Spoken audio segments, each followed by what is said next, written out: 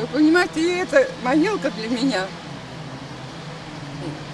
что-то чего-то стоит.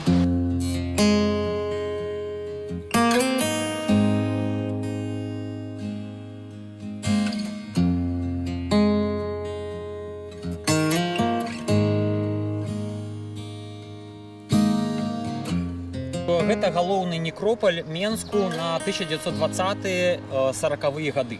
Вось уся партыйныя дзеячы, нашы пісьменнікі, Колас, Купалаў, яны тут жа пахаваны.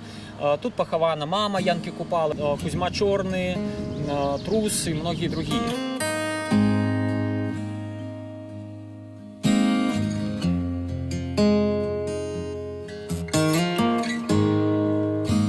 На каждом заброшенном верхнем захоронении была вывешена табличка о том, что уважаемые родственники, приведите, пожалуйста, в порядок захоронения своих ближайших родственников. Если не будет приведено в течение 2 лет, то согласно этого же закона, статьи 22, специализированная организация, такая как мы, вправе утилизировать и демонтировать заброшенные захоронения.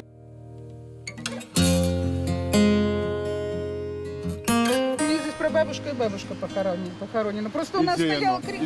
Вот. Нет, пока могила цела. Просто мы обычно идем по кресту, а тут я иду, смотрю, креста нет, они уже его спилили.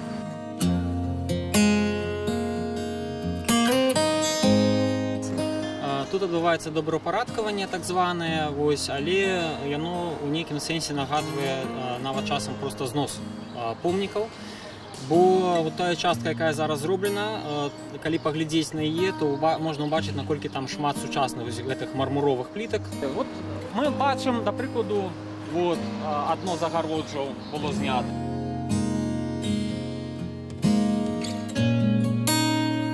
Тут пахаваны прафесор Выдрин, чалавек, які заснаваў першую кафедру Беларусі гінекалогіі і акушэрства. Вось тут вот ее знак, как пачыналі вось ужо балгаркай рабіць.